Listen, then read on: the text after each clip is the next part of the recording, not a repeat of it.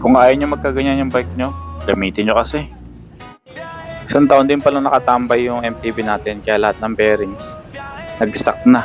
Kailangan ng palitan. Ito nga, hirap na si kuya eh. Hindi niya na lang kung paano tatanggalin yung hub. Ito? Ay, ito ba? Ito? Ito dito. Hindi mo parang din lumabas. Yung dulo na yan. Oh. Para hindi ito gumalaw. Dalawang na.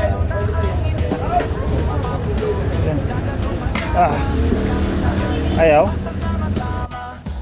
Dito nga, ginamitan ng tatay ng mahiwagang technique na tali. Pero wala pa rin. Ang hirap tanggalin. Sobrang kalawang na.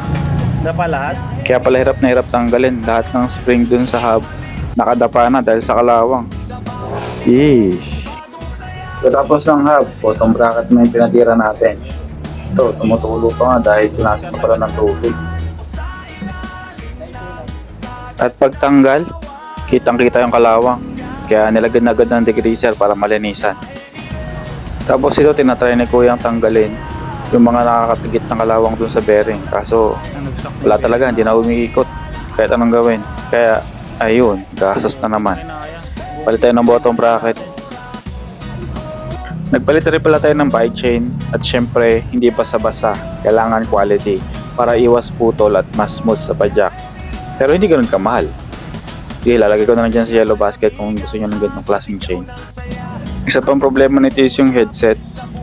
Sa sobrang kalawang niya, hindi na natin mailiko. Ito nga, hirap na rin si Kuya tanggalin yung bearing sa loob. So, tingnan nyo kung gaano kakalawang to.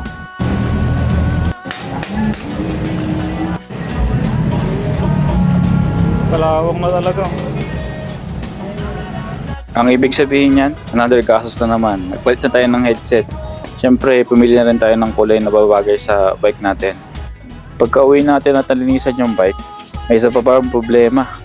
Putas yung interior. Ayun, flat yung bike.